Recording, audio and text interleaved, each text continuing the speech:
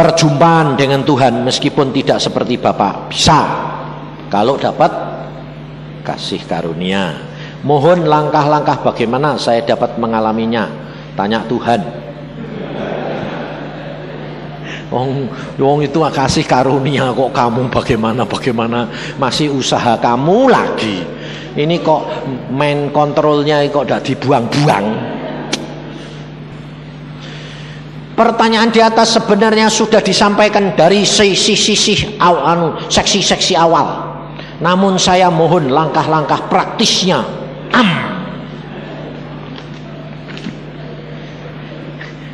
Saudara, ini aneh-aneh ya. Dari tanyaan gini kelihatan toh. Nah, cara berpikirnya aneh-aneh toh. Ya, makanya itu ngucap syukur kalau kamu itu punya pikiran baik. Nggak aneh-aneh kayak sing tanya. Termasuk saya. Om, berapa hari yang lalu Om menceritakan pendeta yang belum dapat masuk pintu gerbang surga karena masih terdapat kesombongan. Tuhan mengobati dahulu dengan daun pohon kehidupan agar kesombongannya dihilangkan. Kalau dihubungkan dengan 1 Petrus ini, apakah seorang yang belum dipulihkan seluruhnya dapat layak memasuki kerajaannya? Terima kasih. Kalau belum dibersihkan secara sempurna, belum boleh masuk. Jadi masih di halaman tempat penantian. Jadi banyak yang masih menantikan untuk masuk surga itu, diobati itu banyak. Karena bawa penyakit dari sini. Sombong, iri hati, kepahitan, emosi, terus perselisihan, percidraan, mulutnya kotor. Banyak. Kenapa ya Pak? Semakin saya dekat sama Tuhan, kok semakin merasa kurang, tidak baik. Lah itu malah benar. Kalau sudah merasa baik, waspada, hati-hati. Itu jerat itu. Dan semakin saya melayani, makin merasa tidak bisa, tidak merasa apa-apa, makin orang lain puji bagus. Saya makin tidak bisa. Kenapa? Apa perasaan itu benar? Jadi kalau kamu merasa tidak bisa, malah benar. Kalau merasa bisa, itu sombong.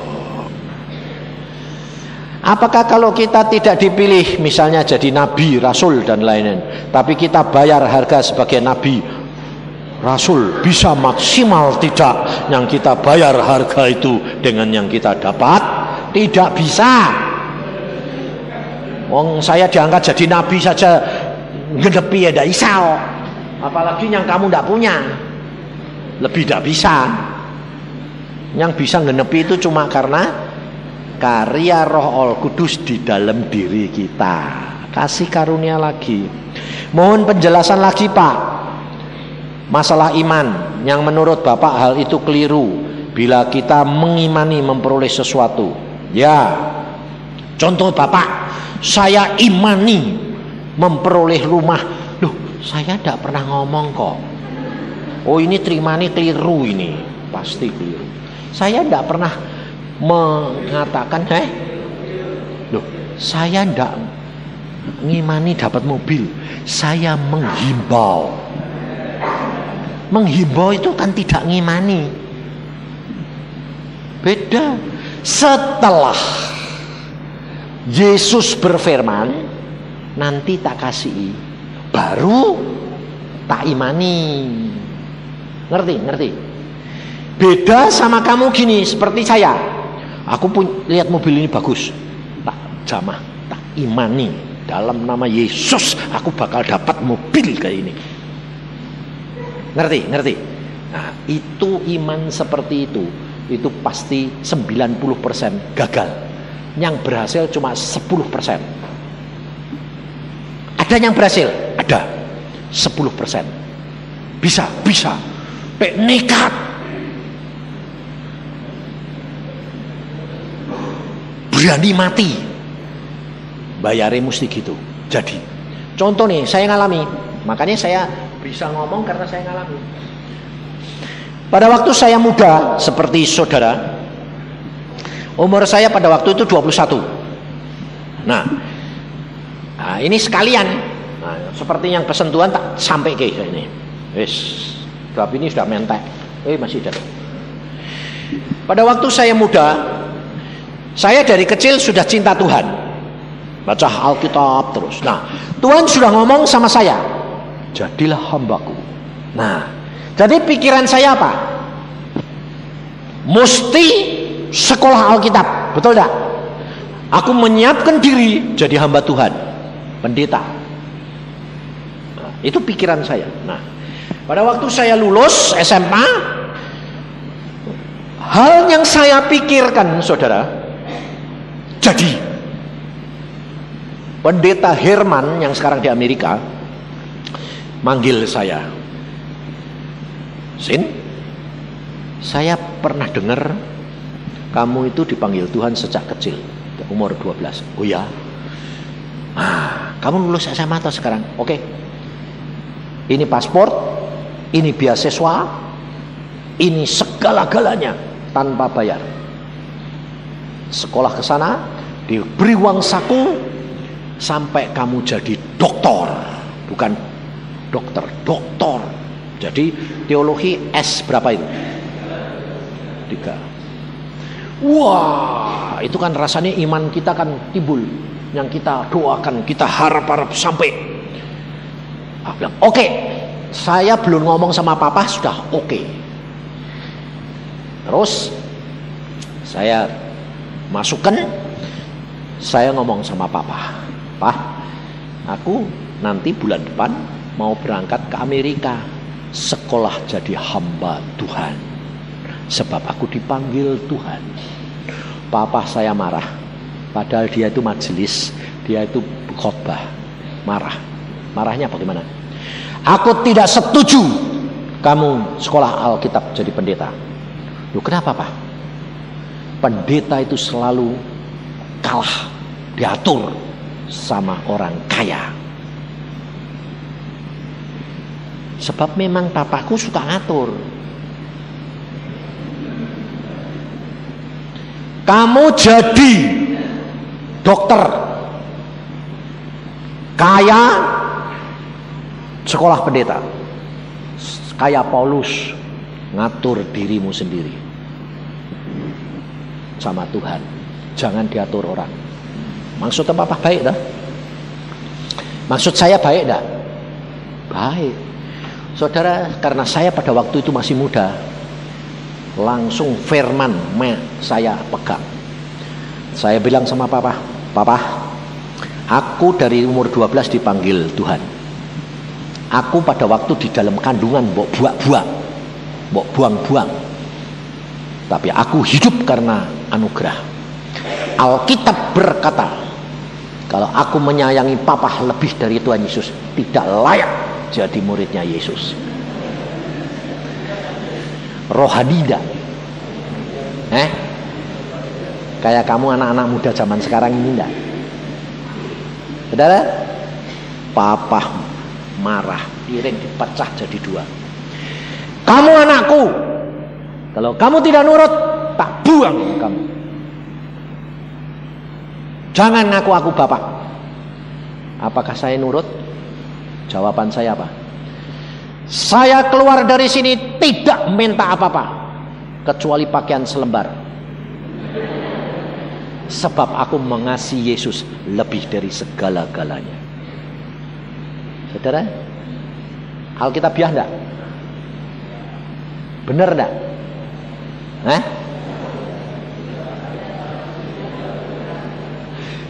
Benar, tapi juga tidak. Karena belum tahu, saudara. Makanya anak muda itu loh, hati-hati. Sebab di samping itu ada ayat apa? Hormatilah ayah bundamu. Jangan lupa, saudara. Jadi saya benar, papaku benar. Saya salah. Bapakku salah. Jadi dua-dua benar, dua-dua salah. Wah, itu yang repot, saudara. Saya keras, papa keras. Saya belum pernah bantah papa, sekali itu tok bantah. Hanya karena apa? Membela Tuhan. Nah, papa marah, saya keluar. Mama, kakak saya dan adik-adik nangis semuanya. Karena tahu sekali ini pecah tidak bisa disambung. Saya ngambil keputusan. Baik, saya akan masuk kamar 3 hari 3 malam, tidak makan, tidak minum, tidak pergi ke belakang. Ini contoh paling baik toh. Itu imanku tak imani, atau saya dengar firman dulu baru tak imani.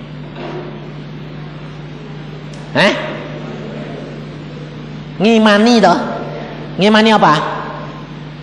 Pengertianku sendiri tentang firman logos. Ngerti? Hati-hati saudara.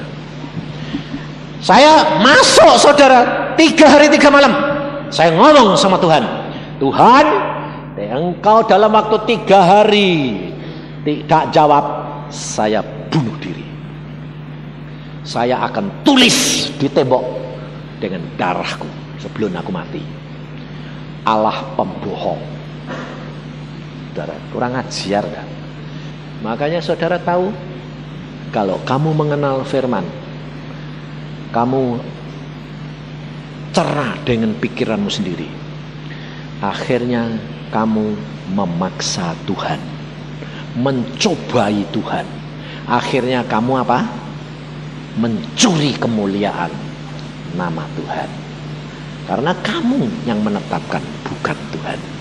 Nah, sebetulnya saudara, yang saudara bilang tak imani, itu sebetulnya apa toh?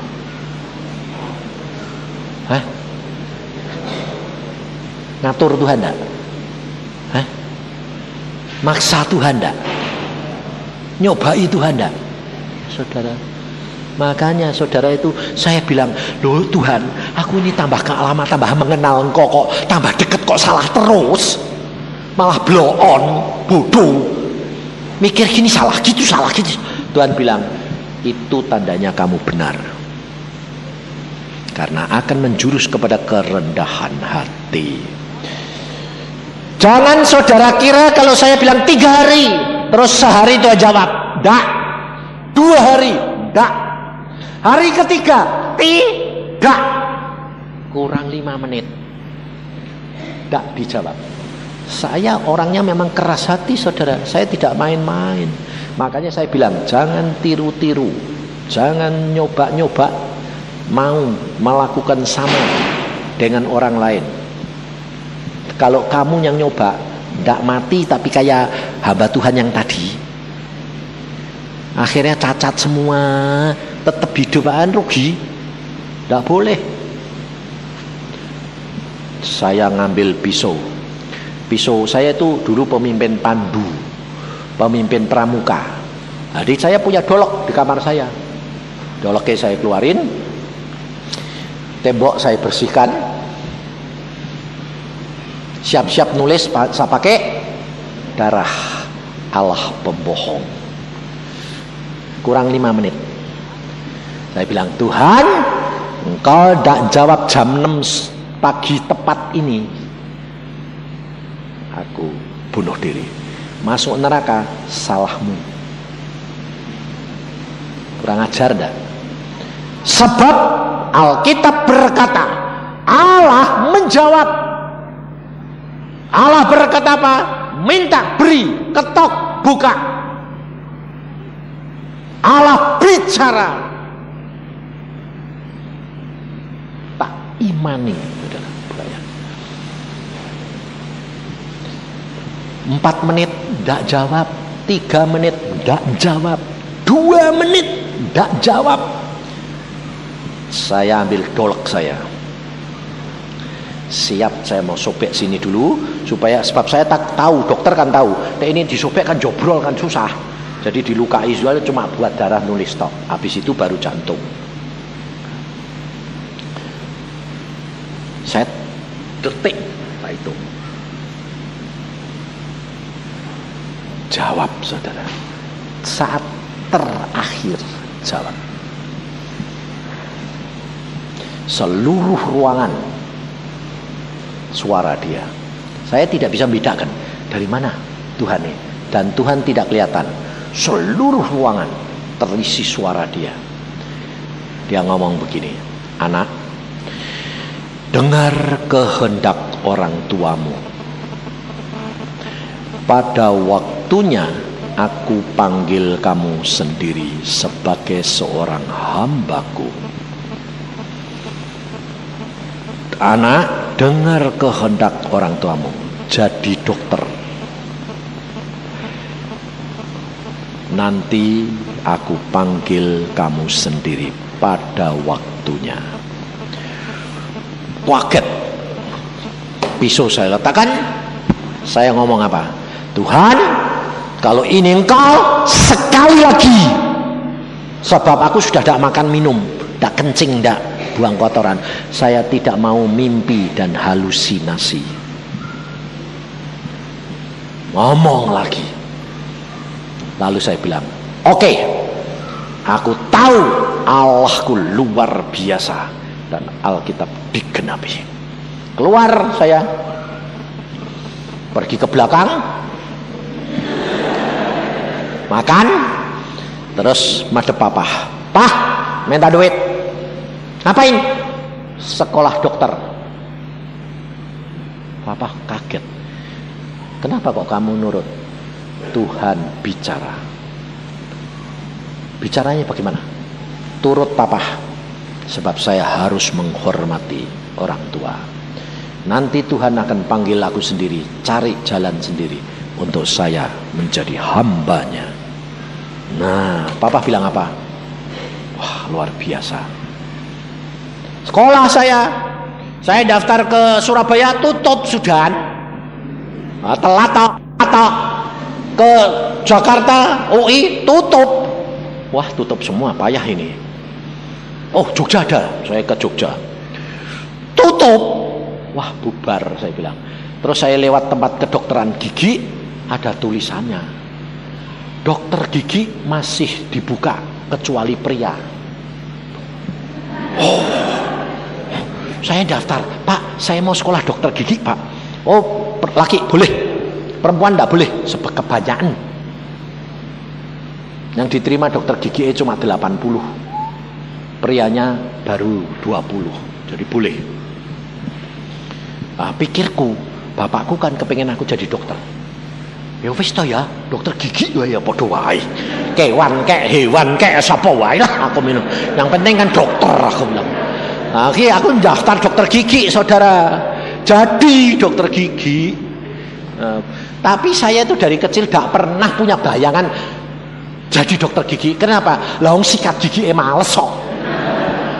Suruh jadi dokter gigi. Bayangin saudara. Tapi gigiku awet semua. Makanya aku bilang, teori dokter gigi itu apa? Aku bilang itu. Makan panas terus dingin tidak boleh. Saya paling suka mangan panas dingin campur aduk. Nyatanya gigiku ya awet, sampai sekarang tidak ada yang copot. Aku bilang, sikatan harus 2-3 kali. Oh, malah tipis. Sikatan sekali aja lah.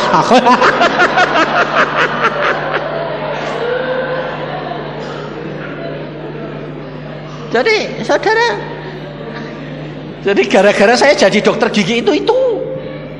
Nah, ngerti?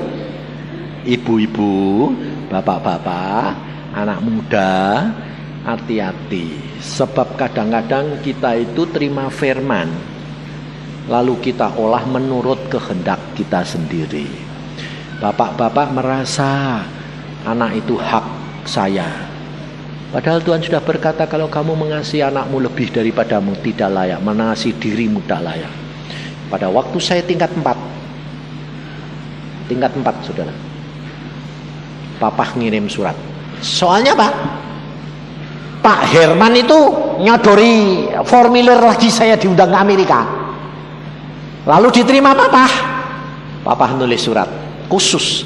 Nah, kalau anak mau berangkat sekarang, silahkan tinggalkan sekolah dokter giginya. Dirubah toh. Gantian saya. Apa bilang tidak mau? Sudah sadar. Surat saya ambil, saya masuk kamar, doa puasa 3 hari lagi. Tapi makan sekali, tapi kencing kayak ke belakang. Saya bilang, Tuhan, bapakku ngasih surat ini, Tuhan, aku boleh sekolah teologi, Tuhan, ke Amerika. Saudara tahu? Hari pertama tidak dijawab, hari kedua tidak dijawab, hari ketiga dijawab. Jam 3 sore. Saya sembahyang, saya dikasih penglihatan. Diajak saudara pergi ke surga. Lalu Tuhan berkata gini, kamu tahu siapa itu? Saya tahu seorang yang sekarang sudah jadi hamba Tuhan, tapi pada waktu itu belum jadi hamba Tuhan, saudara. Tuhan bilang, siapa itu? Loh, dia kok sini? Ya, dia akan jadi hambaku. Jadi pendeta? Ya. Langsung dipanggil orang itu. Loh, saudara. Jadi saya tahu kalau pendeta barang itu dilantik Tuhan. Sini, datang. Lutut. Dilantik Tuhan. Diperceki. Aku lantik kamu menjadi hambaku. Wes, satu lagi. Loh, ini kok ini Tuhan? Dia juga akan jadi hambaku. Padahal pada waktu itu masih sekolah kedokteran tingkat 4. Sama dengan saya. Akhirnya jadi dokter, jadi hamba Tuhan. Giliran saya toh. Wah, saya bilang, wah, giliran saya. Saya lutut. Enggak dilantik-lantik. Loh, nah, terus saya bilang, loh, saya kan buka mata. Loh, Tuhannya gini. Bangun. Saya minta sekarang. Bangun. Saya bandeli. Dipegang ini saya. Diangkat. Kaki saya tetap. Jadi saya gantung.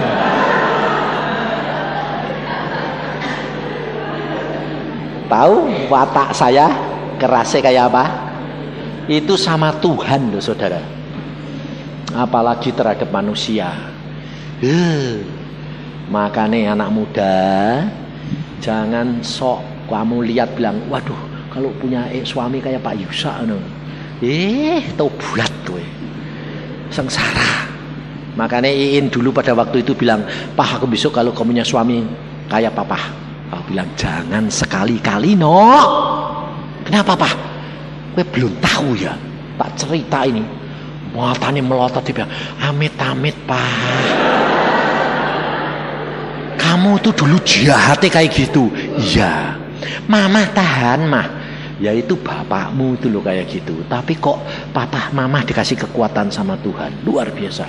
Saudara tahu, Pigi Bocong di restoran dulu Toko Un itu dulu atasnya kan dibuat pesta.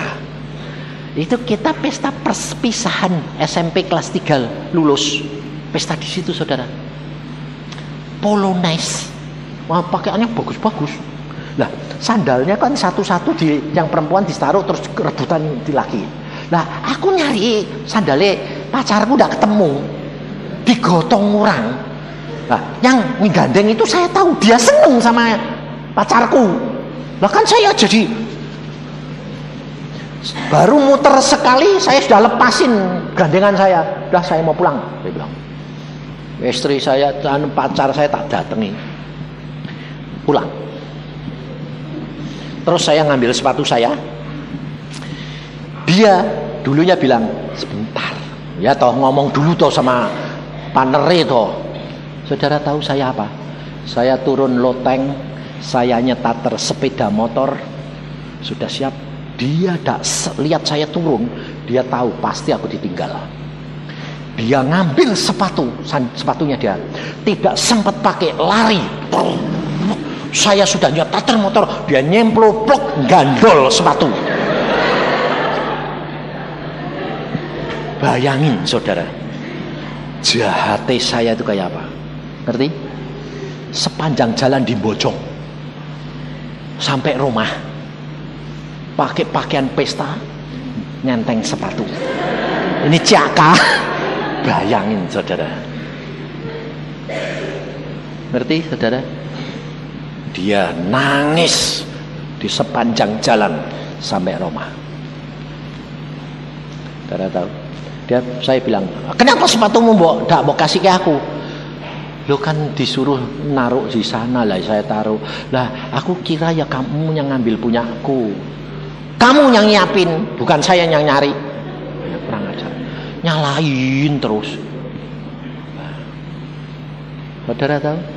Makanya sekarang saya mesti bayar. Ngelayani dia, nyayangi dia. Bayar saudara. Dia 14 tahun, saya bayar 30 tahun. Itu bayar, makanya saudara hati-hati. Ngimani boleh, tapi harus tahu seluruh firman Tuhan harus digenapi. Saya waktu itu nekuk gitu saudara. Kan Tuhan ini ngangkat badan saya, kaki saya tetap gantung. Tuhan ini ngomong bilang, aku perintahkan berdiri. Gak bisa saudara. Lutut ini gak mau nurut saya, nurut Tuhan. Berdirikan saya. Tuhan bilang, kamu ngerti? Nangis aku bilang, aku minta sekarang. Tuhan berkata, kamu ngerti? Tunggu waktunya. Sekolah, selesaikan sekolahmu sampai jadi dokter. Nanti aku panggil kamu sendiri. Kamu mengerti? 2 temanmu tadi yang saya lantik, ya, dia dapat berapa bagian? Hanya sebagian kecil. Tapi kamu tahu bagianmu, bokornya itu kayak berlian, saudara, segini. Diangkat sama Tuhan. Plok. Ini nanti aku tumpahkan kepada kamu. Kalau kamu tunggu saat dan waktunya. Aku yang melantik dan memilih kamu. Bukan kamu yang ngatur aku. Nangis saya. Oke Tuhan, oke. Balik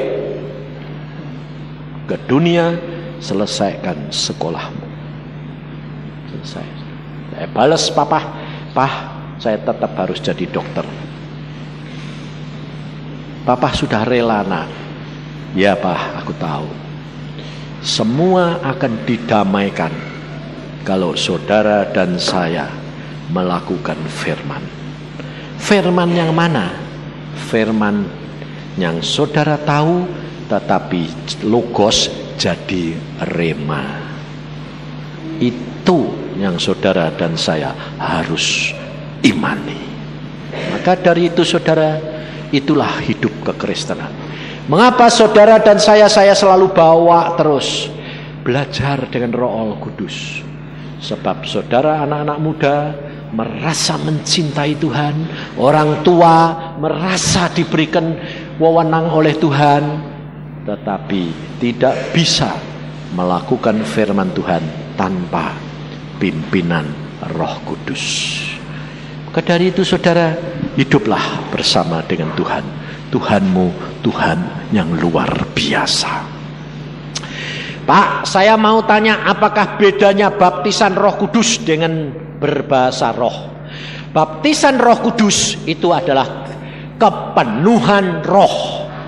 Bahasa roh salah satu tanda bahwa kamu sudah pernah mendapat baptisan roh.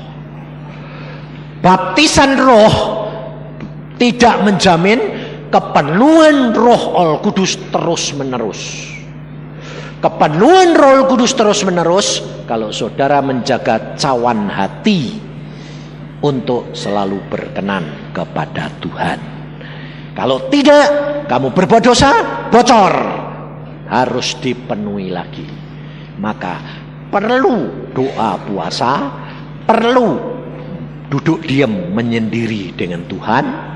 Itu perlunya koreksi dan memenuhi cawan hatimu. Apakah masih ada pengampunan bagi orang yang bunuh diri tapi tidak langsung mati? Masih ada. Pak, saya pernah bermimpi. Saat itu saya dalam sikap berdoa, tapi leher saya berkalungkan seekor ular yang besar sekali dan pinggang dan panjang hingga membuat saya mengantuk dan sepertinya sukar berdoa. Tapi saya berusaha sekuat tenaga memanggil nama Yesus. Pada saat saya memanggil nama Yesus dengan kasih, dengan lirih, kepala ular itu ditundukkan dekat muka saya seolah-olah mau mendengarkan dan mau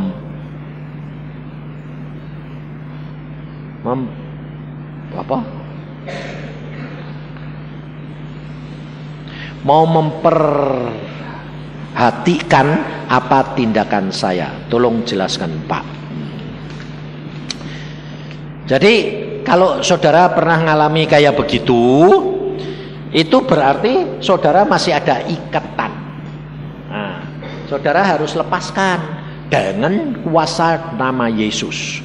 Jadi kalau kamu dililit terus ularnya gini, kamu memperhatikan, lah itu harus waktunya dalam nama Yesus. Nah, jadi tambah harus diulang supaya setannya itu mencelat. Ya, jangan didiemin. Kalau didiemin, kamu ndak lepas-lepas nanti. Bagaimana caranya membedakan suara Roh Kudus, suara hati kita sendiri, suara setan? Mengalami pengalaman baru bisa. Harus apa yang dilakukan kita jika menerima nubuatan? Tolong jelaskan. Selama menerima nubuatan, saudara terima, saudara doakan, hadapkan di hadapan Tuhan. Nah, kalau Tuhan belum bicara apa-apa, peti eskan dulu.